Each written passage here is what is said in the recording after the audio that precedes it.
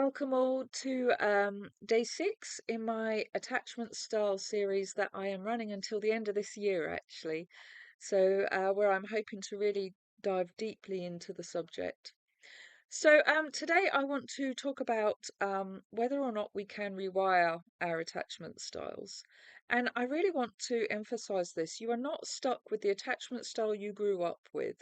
One of the most empowering truths from attachment theory, and one of the reasons I love it so much, one of the reasons I find it so fascinating when we're talking about human behaviors, is that attachment styles are learned patterns, and learned patterns can be changed. You can unlearn anything.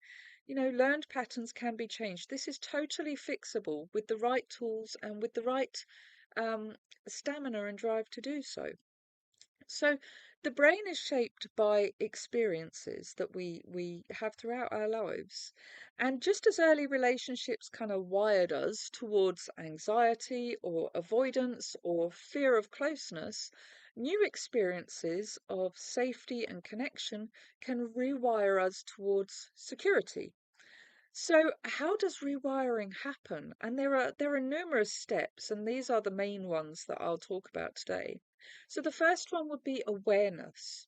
The first step is recognizing your triggers, protest behaviors, your protective patterns. You can't change what you don't notice. You can't fix what you don't know is broken. So it's awareness. It's recognizing these things that you do, these patterns that you display that show where you need to work, where you need to grow. Then, secondly, I would say self-soothing is really important. Learning to calm your nervous system during moments of fear or jealousy or withdrawal builds resilience, basically.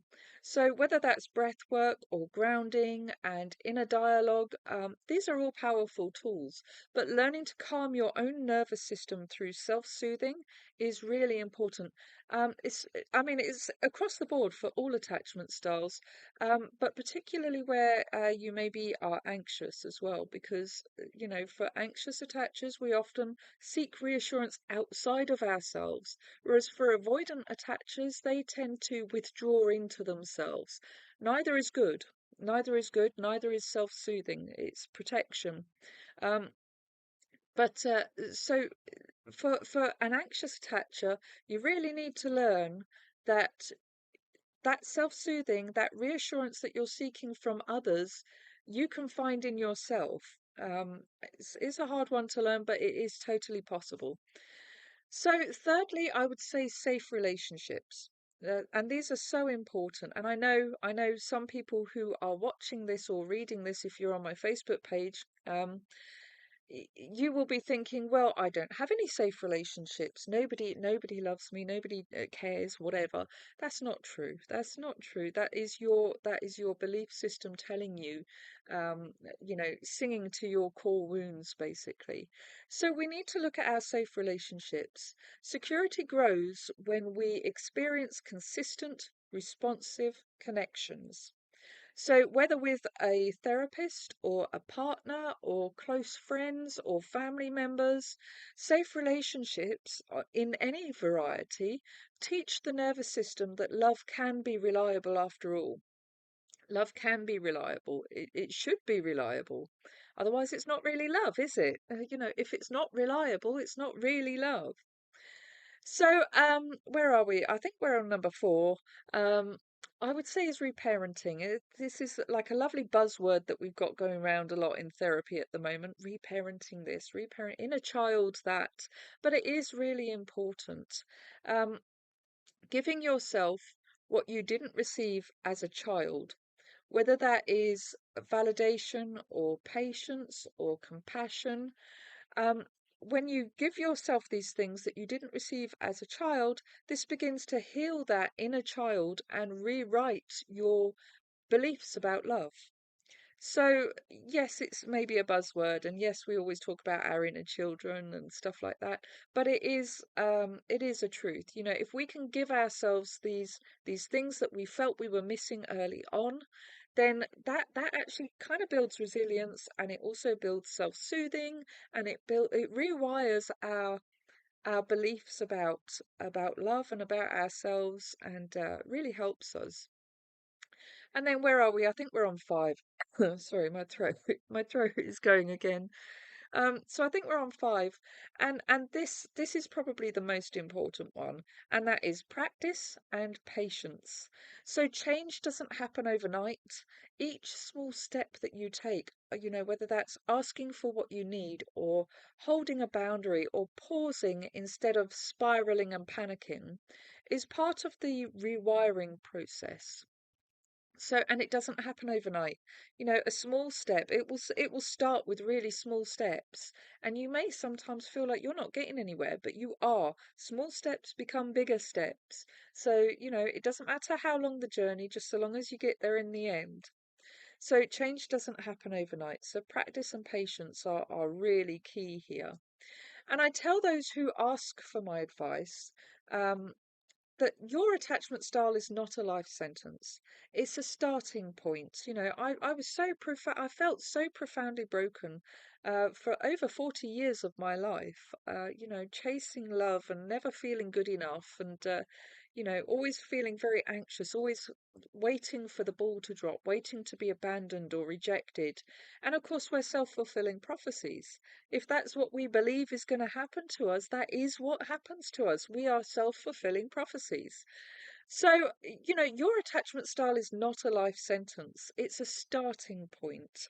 And with awareness and effort and support, you can move towards secure attachment no matter where you begin, no matter how broken you feel you are.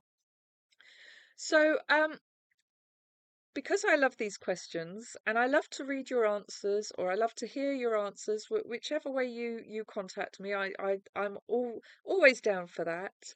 I'm going to ask another question because I've asked one every other day, and I'll probably continue it until I reach a stage where I can't think of a question to ask. That's very unlikely to happen. So, my question for today is, if you could rewrite, I will learn to talk one day, if you could rewrite one old belief about love, whether that is, I'm too much or I can only rely on myself, what would you want it to become instead? So, if you could rewrite one old belief about love, what would you want it to become instead? And to give you an example, because I always think, a lot of people will ask you these questions, but they won't really give you an example of the kind of answers they're looking for. So, I once was talking with somebody who truly believed she was stuck with her anxious attachment forever. Truly believed that. She'd grown up always needing tons of reassurance, like almighty levels of reassurance, and feared she'd never find peace in a relationship because nobody could ever give her that level of reassurance that she was looking for. But through therapy and through talking with me, she started noticing what was triggering her. Like sometimes it was really small triggers, and other times it was really very obvious triggers that she just hadn't noticed. But she started noticing her triggers and learning to self-soothe. She learning to practice to self-soothe, to give herself the reassurance that she needed rather than seeking it from outside, and allowing herself to experience safety in small steps. As I said, small steps become big steps eventually. So over time, she discovered that the anxious part of her that she had feared she would always have wasn't actually a curse, as she thought it was. It was simply an old survival strategy that could be rewired. Oh my gosh, this word is tripping me up today. That could be rewired. Oh, sorry. So, and I really relate to that journey. I mean, it sounds very similar to my story. It wasn't me, it was somebody else. And, but I do really relate to that journey, because for years, for over 40 years, as I've said, I thought I was destined to repeat the same anxious patterns over and over and over. And to me, love felt really fragile. And I didn't feel I was worthy of it. I didn't feel lovable at all. I never felt good enough. So love felt really fragile to me, and I didn't trust it would last. I believed that I was always going to be abandoned. I was always going to be rejected. They were going to leave me at some point because I wasn't good enough. I wasn't worthy of the love that they were trying to give me. And as I say, I was a self-fulfilling prophecy. So, yes, it did happen. I was abandoned. I was rejected. I was left, frequently. So, but as I began, sorry, as I began to heal, I realized that awareness and practice change everything, literally change everything.